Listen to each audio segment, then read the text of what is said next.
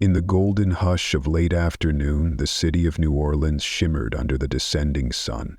Its cobblestone streets, soaked in warm light, pulsed with a familiar rhythm, the smooth wail of a trumpet drifting from a street corner, the soft hum of conversations curling out from shaded cafes, and the heady scent of Creole spices weaving through the air like a spell. Nestled away from the revelry, down a quieter avenue, stood a majestic old building. Loosey, elegant, and elusive, the restaurant had earned its reputation not just for exquisite cuisine, but for discretion, exclusivity, and something else, something darker that clung to the corners of its polished walls. Inside, the air shimmered with the scent of butter browning and herbs blooming in oil.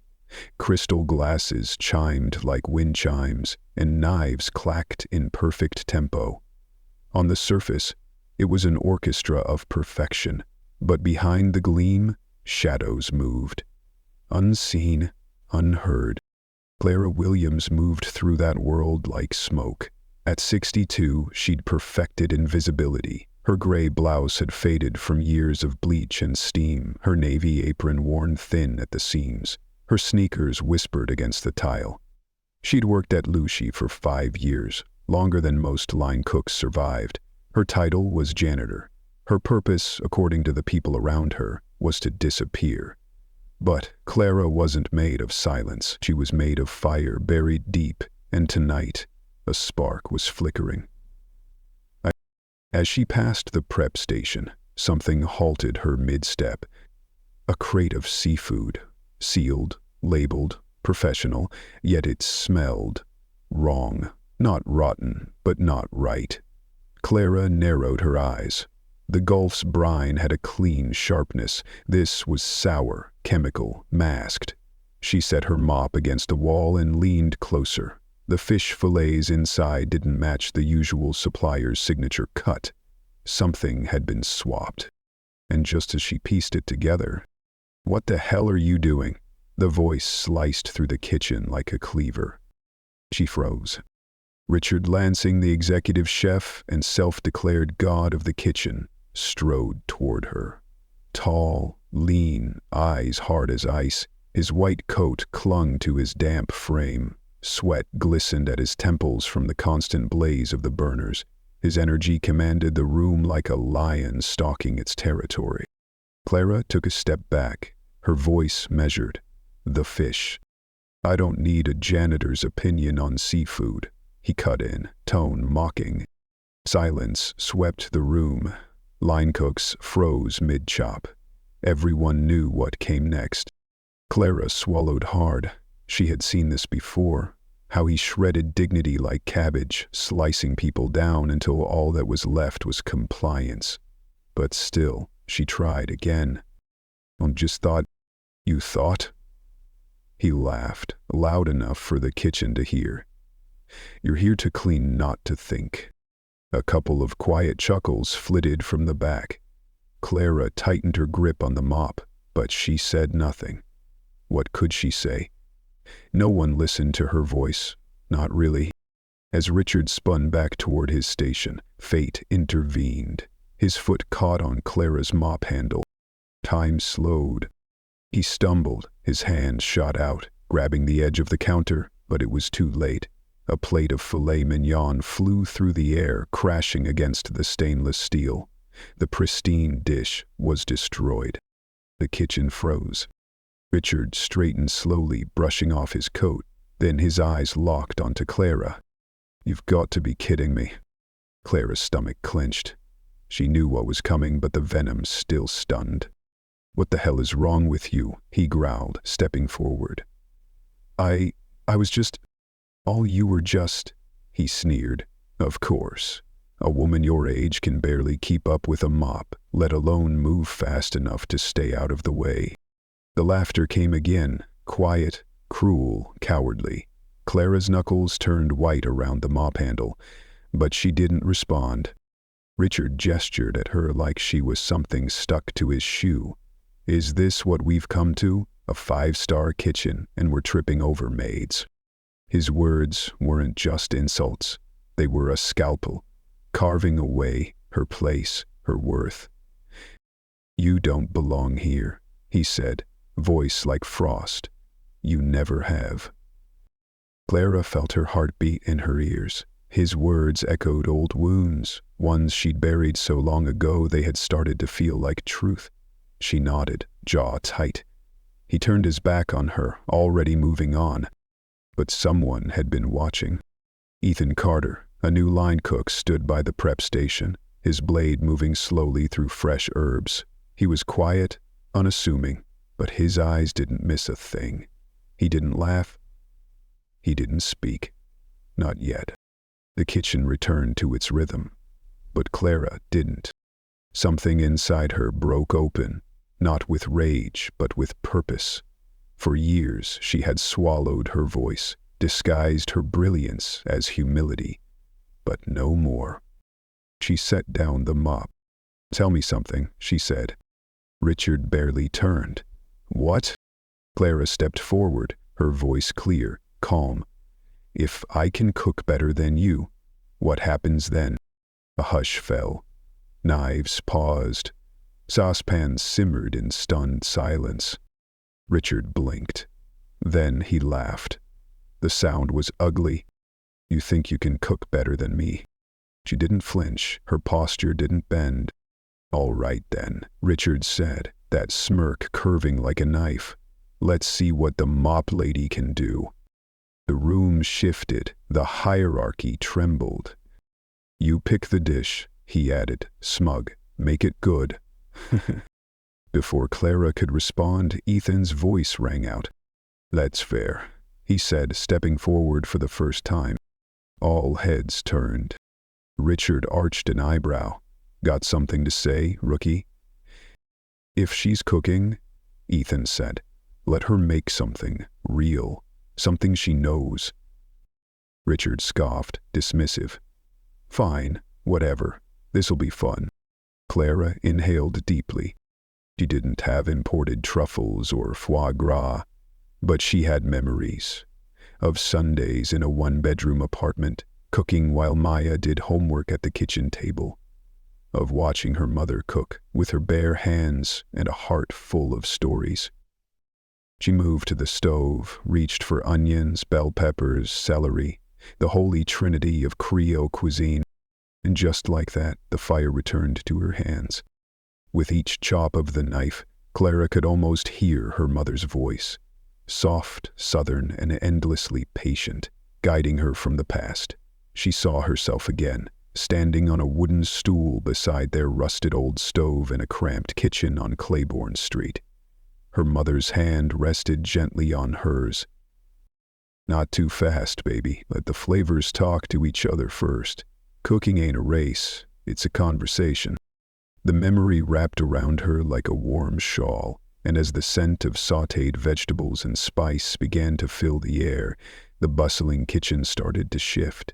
One by one, cooks paused, drawn not by curiosity, but by something older, more primal.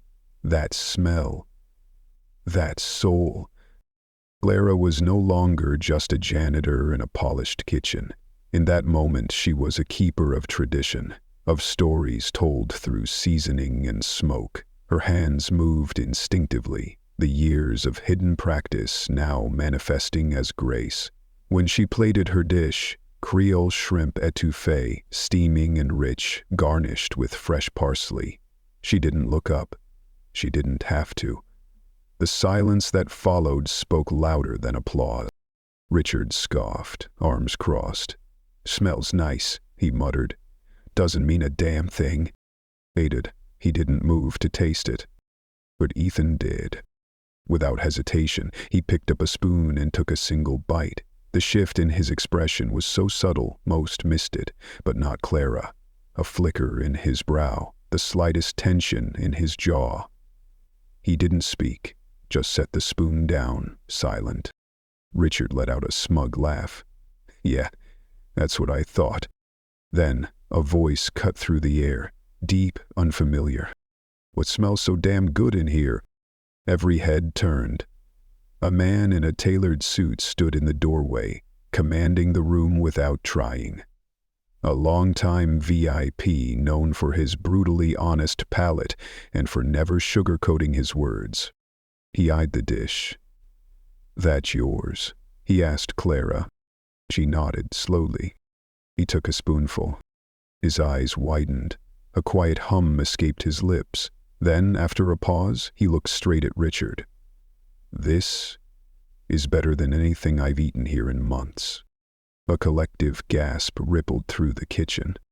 Richard didn't speak. His pride curled in on itself. He was crumbling, but he refused to show it. The rest of the night passed, but nothing was the same. Clara had crossed a line not just with Richard, but with the unspoken order of things. She had taken a place no one had given her and made it her own. Still, Clara knew better than to think it was over. Richard's silence after the confrontation wasn't peace. It was a storm, building behind narrowed eyes. He waited until the last plate left the pass before stepping beside her. His voice was low, just above a whisper. "That little dish may have impressed one rich man," he said, "but this is still my kitchen, and as far as I'm concerned, you're done here." Clara didn't flinch. Richard leaned in. "You don't touch the cooking stations. You don't lay a finger on a knife. You go back to scrubbing floors, where you belong." She clenched her towel, jaw tight. She had humiliated him. And men like Richard, men who ruled through fear, never forgave humiliation. Around them, the cooks averted their gazes. A few gave her quiet nods, small acts of defiance, but most stayed silent, afraid. Even Ethan remained still, observing, calculating, but saying nothing. Clara turned and walked away. By morning, Richard's revenge had begun. The workload doubled. Heavy crates, endless scrubbing, and cleaning spills that weren't hers to clean. She endured it all in silence. Her body ached, her spirit cracked, but she did not bend.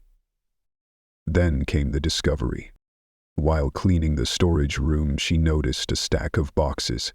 Their labels read Premium Wagyu, but the seals were broken. Inside, she found cheaper cuts. Low-grade meat parading in high-end disguise. Her pulse quickened. This wasn't just sabotage. This was theft. Deceit. She brought it to a supervisor. He didn't even blink. "Don't get involved," he said, eyes heavy with pity. "Do yourself a favor. Leave it alone."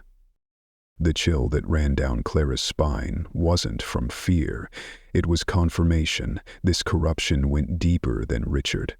The roots twisted through the very foundation of Lucy. Later that day, a sous chef appeared behind her in the storage room. His voice was low, hesitant. "You're not the first to notice," he whispered. "And you won't be the last." She stared at him, a single question trembling on her lips. "Then why does no one say anything?" He looked away. "Because the last one who did doesn't work here anymore." Her world tilted. She stood still, the hum of the kitchen above muffled by dread. This wasn't just a kitchen war anymore. It was survival. That night, Clara couldn't sleep. The fan above her bed rattled. Her thoughts spiraled. She thought of Maya, her daughter, her future. If Clara lost her job, what happened to Maya's college dreams? The rent, the groceries? But staying silent meant becoming part of the lie. She turned on her laptop, typed the message slowly, her fingers trembling. "My name is Clara Williams. I work at Lucci. I've seen something that shouldn't be ignored." And she clicked send. When morning came, she had a reply. "David Calloway, investigative journalist. If you're telling the truth, we need to talk." But Clara wasn't the only one taking action. Richard had been watching, the change in her posture, the fire in her gaze. He knew that look. It meant trouble. And trouble had a cost. That evening, after everyone had gone, Richard searched her locker. He found it. A note. A contact. And he knew. Later, as Clara walked home alone, two men stepped from the shadows. "You should be careful, Miss Williams." Her blood ran cold. "I don't know what you're talking about," she said. "Oh, I think you do," one of them smiled. "If you want to keep your job or stay safe, maybe forget what you saw." She stared them down. "I don't scare easy." One of them chuckled. "That's cute." And then they vanished. She stood in the silence, heart pounding. This wasn't just about Richard anymore. It was bigger, darker, and now it was dangerous. What Clara didn't realize, what none of them realized, was that someone had seen everything. Ethan Carter stood in the shadows across the street, leaning against a lamppost, the glow of the streetlight catching just the edge of his face. He hadn't meant to follow her. He had simply taken a longer route home, thoughts spinning through his mind about the inconsistencies, the silence, the rot beneath the polished silver of Lucy. But then he saw them, two men stepping out of the darkness, cornering Clara. He didn't move, didn't interrupt. He watched. Not out of fear, but calculation. Clara didn't run. She didn't cower. She stood her ground, and when they vanished, Ethan didn't leave. He stayed, his jaw tight, his breath measured. He had suspected corruption before, suspected Richard was more than just a tyrant, but this was organized, methodical, dangerous. This wasn't about power anymore. It was about survival. And someone powerful was hiding behind Richard's cruelty like a firewall. That was the moment Ethan decided, no more playing defense. Across town, Clara sat on the edge of her bed, the dawn bleeding slowly through the blinds. She hadn't slept. Couldn't. The threats echoed in her head like a whisper looped on repeat. Some things are better left alone. She stared at a framed photo on her nightstand. Maya's graduation day. Her baby girl, radiant in her cap and gown, filled with dreams and possibility. And that was it. That was her answer. She wouldn't walk away. She had come too far, suffered too much. She wouldn't let them scare her back into silence. Not with so much at stake. Back at Lucy, Ethan was already piecing together the puzzle. Spreadsheets, invoices, vendor logs. He pored over them, red circles and annotations cluttering his screen. It all pointed to one thing: a conspiracy masked as efficiency. Premium ingredients were on the books, but not in the kitchen. Someone had been swapping them with cheaper versions, reaping profits in silence. And Richard? He wasn't behind it. He was the enforcer. The pit bull guarding the gate. Then his phone buzzed. Message from an unknown number. "If you want proof, check the next shipment tonight." Clara received the same message the same time, her stomach twisting with the weight of implication. Someone inside the circle was leaking truth and offering a way out. She stayed late, pretended to clean, waited. At 11:37 p.m., the white cargo van arrived. From the shadows she watched. Two men, one a familiar kitchen face, the other a stranger in civilian clothes. They exchanged hushed words. An envelope of cash passed hands. A clipboard signed. And then, a case. Vacuum-sealed meat, no label, no markings. Clara's hands trembled as she took photos. Then a clang. Pan. She flinched. Too loud. He turned. A hand seized her arm. "You shouldn't have done that." She struggled, but was dragged through a back corridor. A door slammed behind her, and in the dim room stood four men. Two were longtime staffers, the others unfamiliar but cold. Dangerous. Then Richard entered, his smugness palpable. "You just don't know when to quit, do you?" he signaled. "Hand me the phone." She didn't move.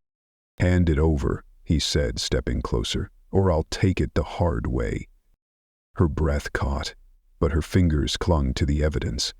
She knew if she surrendered it, it would all vanish.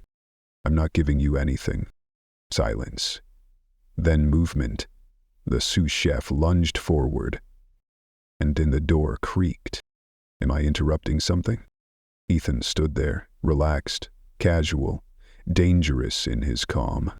"This doesn't concern you, Carter," Richard growled. Ethan stepped forward anyway. "It kind of does. Clara, you good?" She didn't answer. She didn't need to. Her eyes said enough. "What's this?" Ethan asked. "An aftermouth's mugging?" Richard's jaw tightened. "Walk away." Ethan's voice turned sharp. "Then explain why half your crew is trying to erase someone's phone." There's silence. Ethan's tone dropped to steel. "You're hiding something, because if there's nothing to hide, there's no reason to erase it." Then he dropped the hammer. "Also, Clara received a threat last night. You wouldn't know anything about that, would you?" The room stilled. A breathless, aching silence. Richard's face contorted. "And then, I think it's time we talk to the actual owner," Ethan said. Richard laughed. "You think that's going to help you?" Ethan's smile was calm. "Well, considering I'm the owner, I'd say yes." The room exploded in stunned silence. The sous chef blinked. "Wait, what?" "I own Lucy," Ethan said again. Calm. Certain. Richard stuttered, rage rising. "You, went undercover, pretending to be a cook?" "I wanted to see what was really happening here," Ethan replied, "and now I have." He held up a folder. Proof of forged invoices, corrupted ledgers. "Let's talk about these expenses, shall we?" Richard's face lost color as Ethan exposed the scheme. Cheap ingredients swapped for luxury labels. Stolen money. Complicit staff.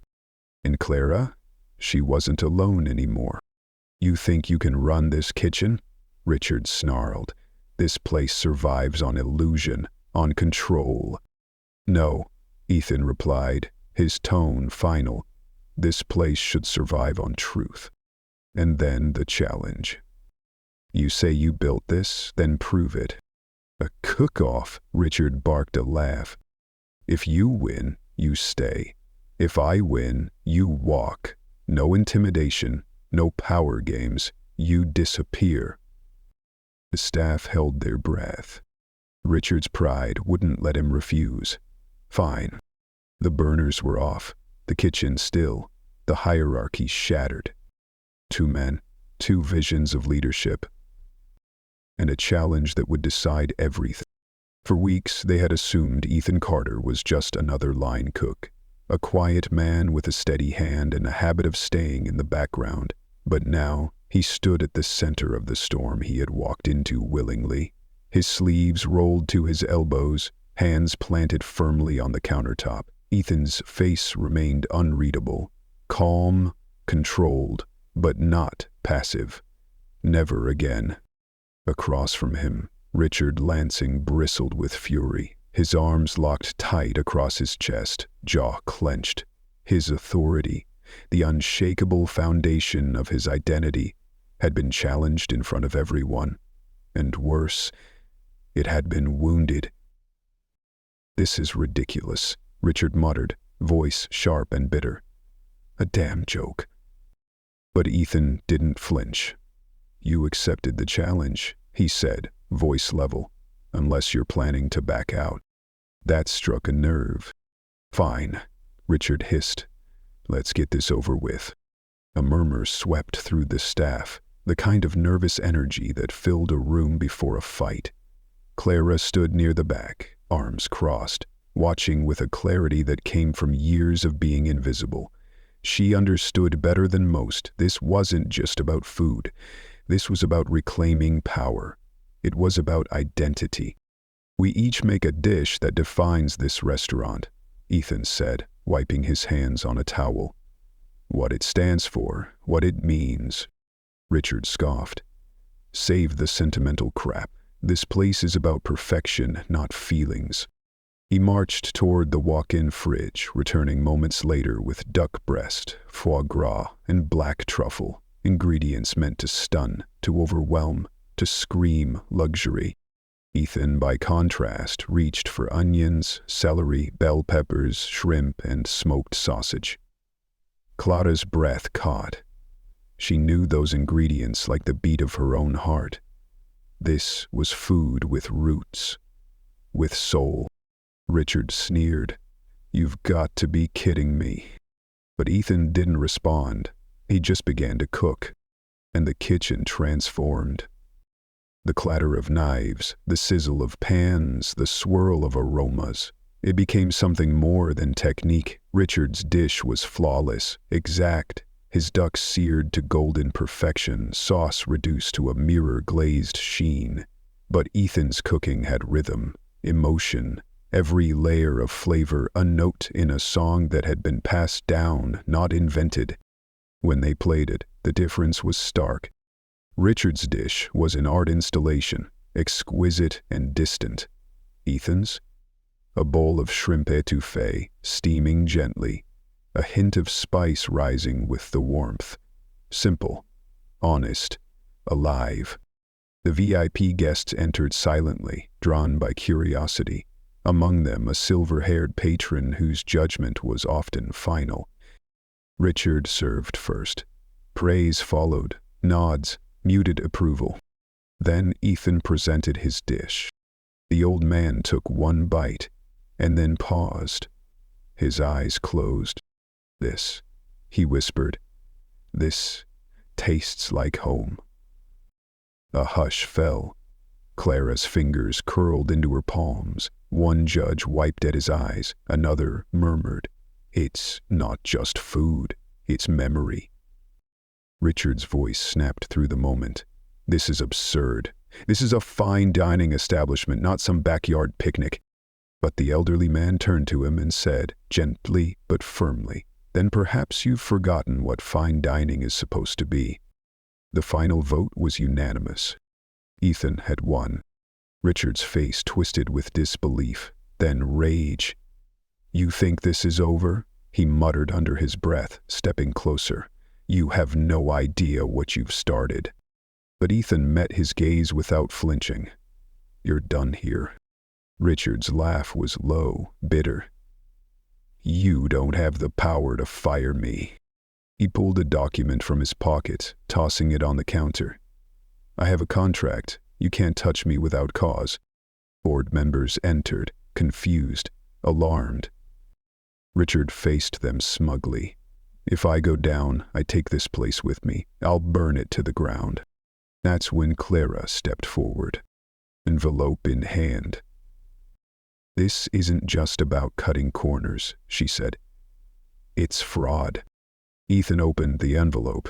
Inside, invoices, forged signatures, money trails. Proof. The board examined it in stunned silence. "This is embezzlement," one of them said quietly. "You're finished." Richard's bravado cracked. Clara held his gaze. "This is justice." The moment shattered him. He threw down his apron. "Fine, fire me, but this place isn't safe. You think it is, but you're wrong. You don't know what's coming." And then he was gone. But peace didn't last. Minutes later, an explosion shook the back of the restaurant. Smoke. Screams.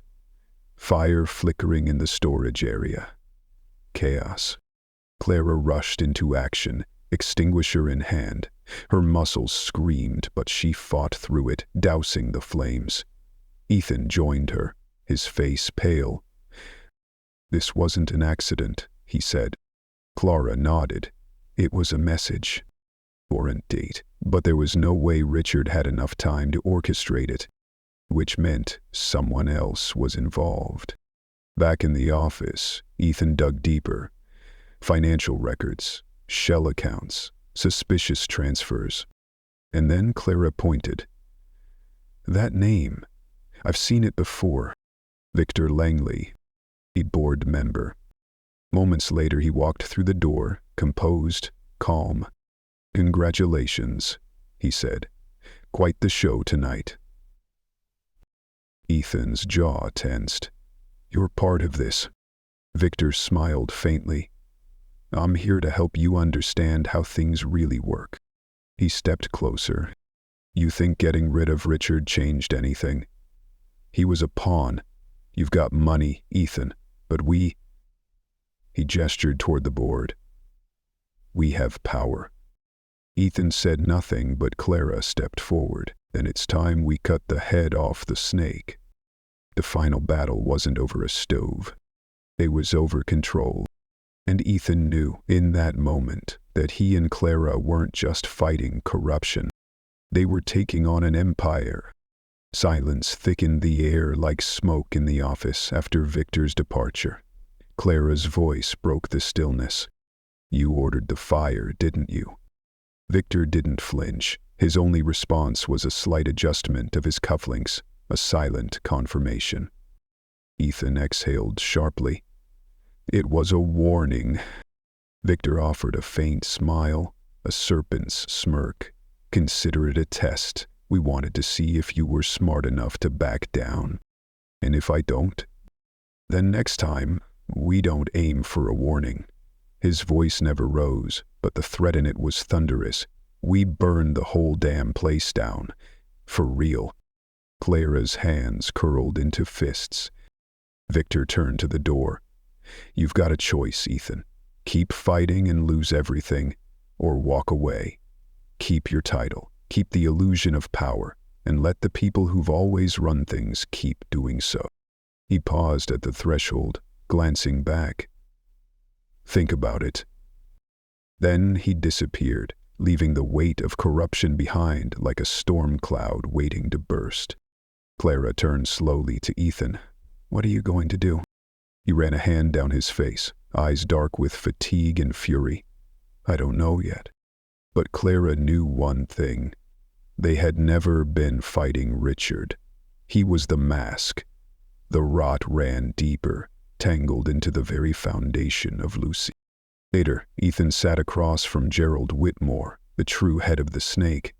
Gerald wasn't like Richard. He didn't yell, didn't intimidate. He simply erased people. A pen, a phone call, a quiet signature. He could end careers with less effort than stirring sugar into his tea. You did well, Gerald said, folding his hands. You cut off a weak link. Ethan said nothing. But don't confuse that with a victory. You haven't touched the real power here. Ethan's jaw clenched. Let's talk about the real problem. Gerald chuckled. There is no problem, only business. You might not like the methods, but this restaurant thrives because of them. Thrives, Ethan snapped, on lies, on stolen money, on fear. Gerald's smile darkened. God, you sound just like your father. The words hit Ethan like a punch. His father, once a whistleblower who had lost everything. I didn't inherit this, Ethan said coldly. I fought for this, and I won't let people like you poison it. If it... Gerald tilted his head. We'll see. He turned to the board members. I propose an emergency vote to decide whether Ethan Carter should remain in control of Lucy. The room tensed. Outside the boardroom, Clara sat alone, restless, powerless. They were trying to reset the system. Different face, same corruption. Her phone vibrated. David Kellogg. You still want that story? She asked quietly. Yes, came the answer. Inside, the meeting escalated. You think this boy can lead, Gerald said, tone dripping with manipulation. He's reckless. He's damaging our reputation. But then, a voice from the far end of the table spoke. Michael Vance, quiet, calculating, a long-time investor who had never taken sides. Until now. I can help you, he said to Ethan. Gerald's brow arched. Don't be reckless, Michael. But Michael continued, if you make the right moves, I'll back you. Gerald has more enemies than he thinks. Leave help me? Ethan asked. Michael's expression was unreadable. Because I believe in keeping business clean, and I'm tired of watching it rot. That night, Clara's phone buzzed again. No number. Don't push it. Then a second. Walk away before you get hurt. Her blood went cold. They weren't just threatening now. They were hunting. The next evening, Ethan entered the boardroom for what might be the final time. Tension suffocated the room. Gerald sat at the head, smug, calm. Let's be clear, he said. This isn't about ego. It's about preserving the integrity of Lucy. Under my guidance, this restaurant flourished. And now, scandal, chaos. All because of one man's ambition. He leaned forward, eyes scanning the room. It's time we restore order. Ethan said nothing. But then, a beep. One board member checked their phone. Then another, and another. Confusion spread. Then the large screen at the end of the boardroom flickered on. Breaking news. A corruption scandal shakes one of New Orleans' most prestigious restaurants. The voice of David Calloway filled the room. Photos, invoices, testimonies. The heart of the fraud. Senior board member Gerald Whitmore. Shock rippled through the room. One board member turned to Gerald. Is this true? Gerald stood, voice sharp. These are lies, fabricated. But no one was listening. There are documents, another said. Transaction records, bank trails, witnesses. You said Ethan was the one causing damage, said the woman beside him, voice shaking. But it was you. Gerald's empire, built on silence and shadows, was collapsing right there in the light. This restaurant, Ethan said calmly, was never in danger because of me. He turned toward the remaining board members. It was you, Gerald, all along. The silence fell like a curtain across the room. The tension that had once leaned in Gerald's favor now pivoted, sharp and damning. More heads nodded, more eyes turned cold. One of the senior members, who had wavered for weeks, finally spoke with quiet finality. I think we've seen enough. It's time to vote. Gerald's eyes scanned the room looking for loyalty, but found only silence. Moments later, the decision was cast, unanimous. Gerald Whitmore was officially removed. Security stepped forward. As they escorted him out, he paused at the threshold, glancing back at Ethan with a slow, venomous smile. You think this is over, he whispered, just loud enough for Ethan to hear. Ethan didn't blink. It is. But Gerald's grin deepened. You're smart, Carter. But you're still naive. The game never ends. Not really. Then his eyes shifted to Clara. You should ask your little janitor friend what it feels like to lose something important. A chill spread through the room. Clara's hands clenched. Ethan's gut twisted. Then Gerald was gone. But the unease remained. Clara's phone rang. She looked at the screen and froze. Maya. Sweetheart? Her voice trembled as she answered. Mama? Maya's voice was a whisper, tight with fear. There was a man at the door. He said, You should be careful. Clara's breath caught. Did he hurt you? No. But he said next time, he won't just leave. Clara's hand trembled as she ended the call. Her body was cold, but her heart burned. Ethan had heard every word. We need to find out who sent him. Clara didn't hesitate. It was Gerald. He's out of the restaurant, Ethan said, jaw clenched. But not out of the picture. They were right. That night, Ethan called his lawyer. I want everything, he said. Charges, jail time, end it. Daniel nodded. You've got a case for fraud, embezzlement, intimidation. It's solid. Ethan opened a drawer, pulled out a flash drive. This just made it stronger. Inside, hidden transactions, laundering trails, and email threads, proving the rot had run deep for years. Daniel whistled. Where did this come from? Ethan's lips curled slightly. An unexpected friend. By morning, the world knew. The headlines broke like thunder. Gerald Whitmore under investigation. Multi-million-dollar scandal rocks culinary elite. Lucci restaurant's hidden rot exposed.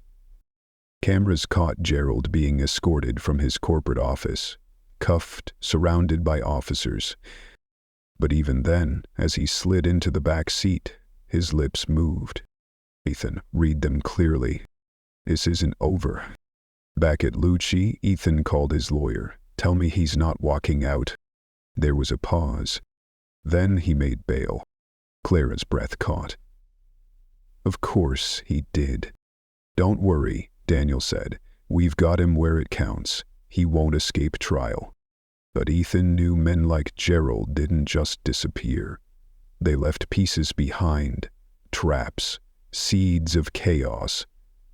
That night, Clara received another call. Mama. Maya's voice was shaking. There was a car outside.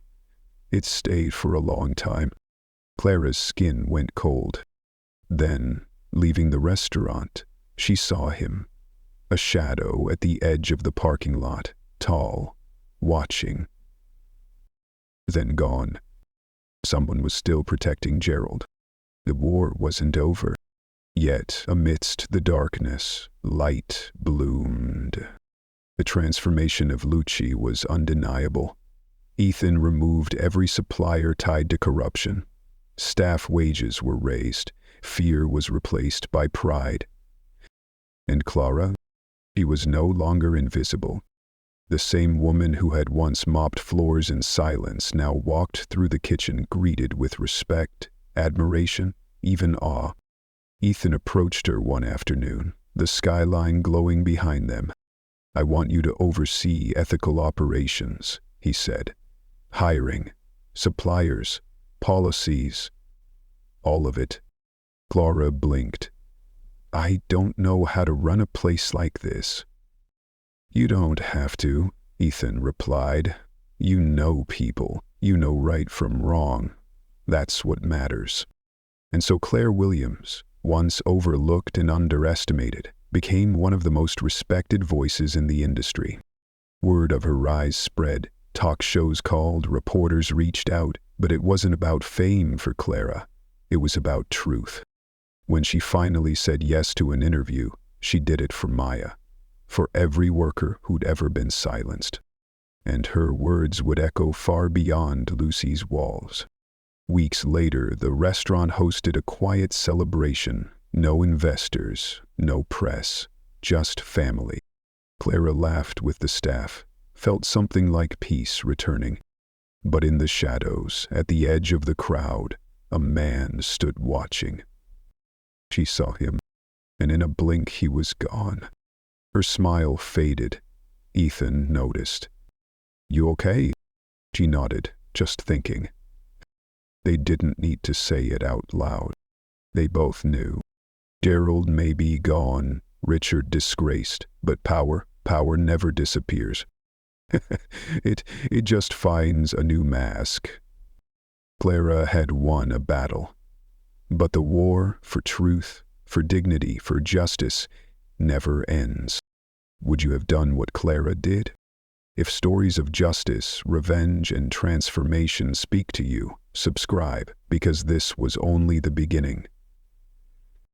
The fight for what's right is far from over.